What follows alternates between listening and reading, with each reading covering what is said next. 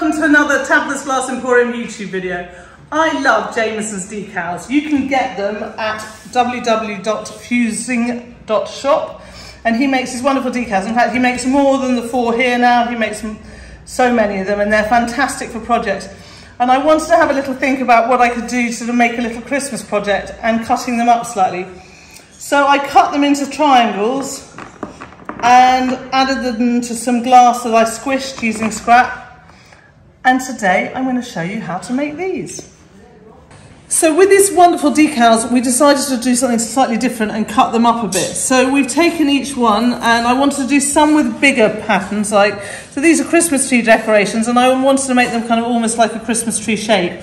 So we've done some smaller ones, and then on a couple of these designs we've done bigger ones. We've got the excess left over, and watch the space. I've got an idea for these, later on this year or early next year. We will use those for another project. So we'll use all of it, but it's today we're looking at this. So now we've got the kind of size of glass we need. I've decided I want to kind of do a sort of just a pattern by using scrap for these. So I'm going to prepare a kiln shelf and just prepare some scrap that we will full fuse.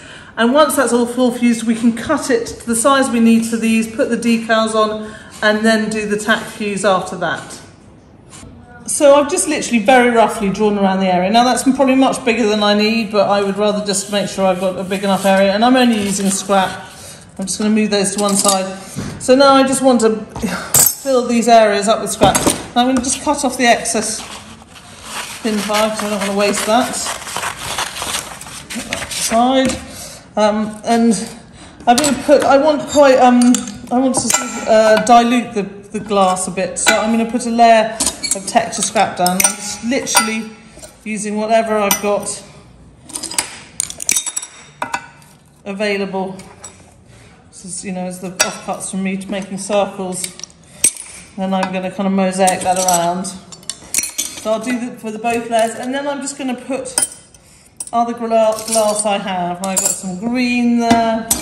I might try and do different colours and maybe do some greens at the bottom and some other colours for the top.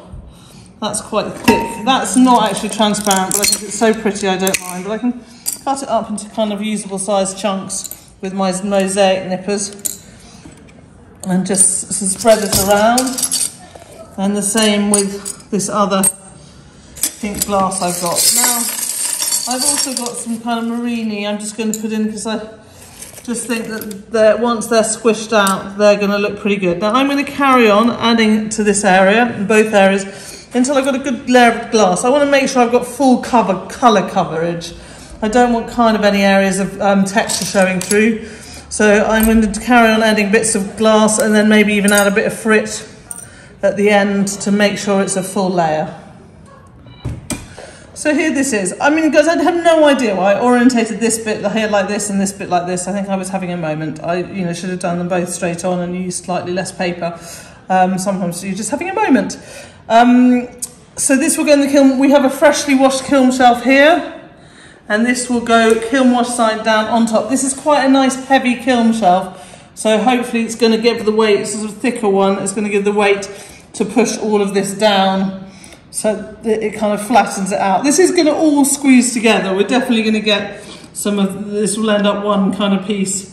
But it will be nice and fantastic and beautiful for then to cut out the shapes we need.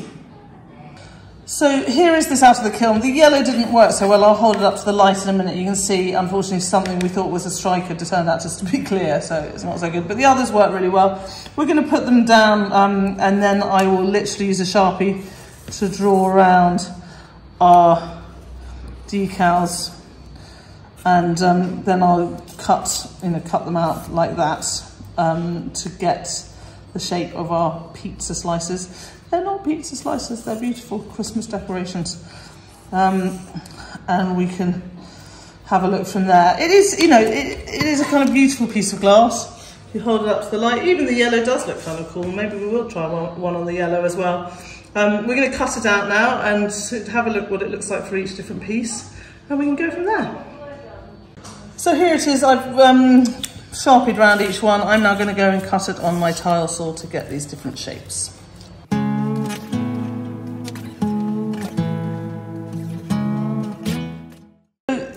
these cut up, and now I need to sort of float the decal onto the glass. So you should just, Jamaison has great videos on how to do this, great instructions, but you're effectively wetting it. And I just sort of gently, between thumb and forefinger, just, you know, as I'm wetting it, test it, and at some point you'll feel that it's come loose. But I'm going to just let it sit here for a bit and wait until see it when it is. So it's sliding off the paper onto it. Now it's a bit, and you just want to make sure that you've got it and it's not got any sort of, it's not sort of, it's all flat. I'm trying to think of the technical word, but I can't. Now I can see that it's not entirely the right shape, but I can go and grind that.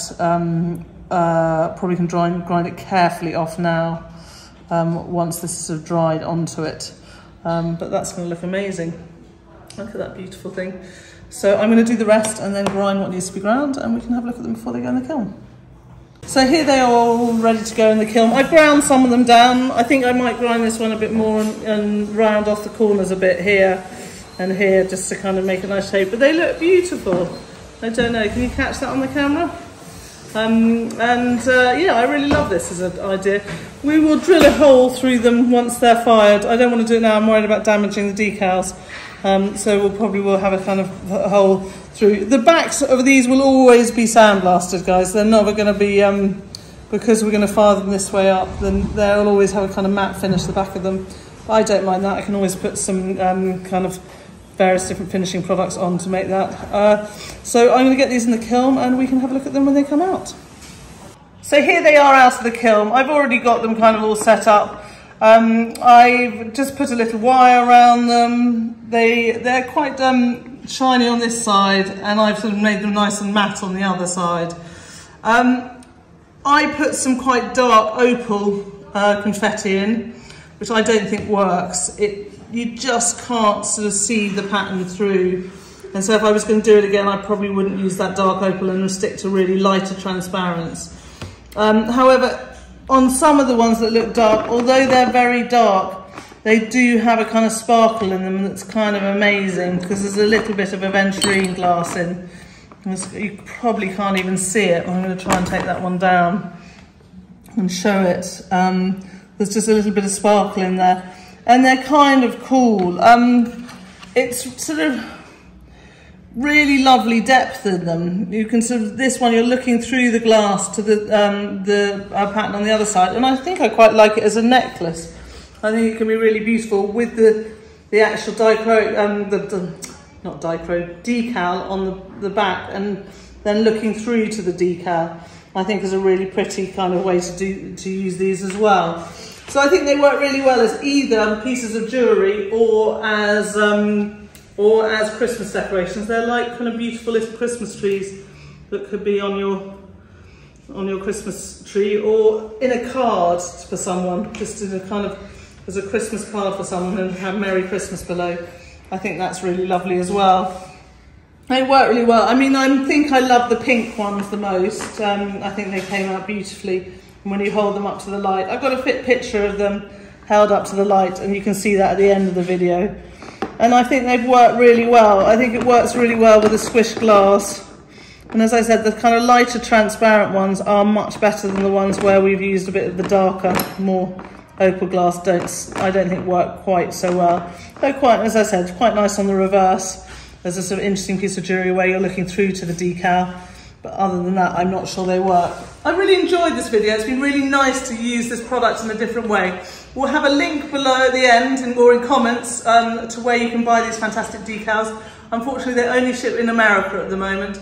But maybe in the future he'll ship further, or I think shipping may be a bit more expensive if you're shipping further, but maybe a few people could get together and order them, and then they can buy them as a kind of as a joint effort and then divvy them up, because they're really fantastic to use.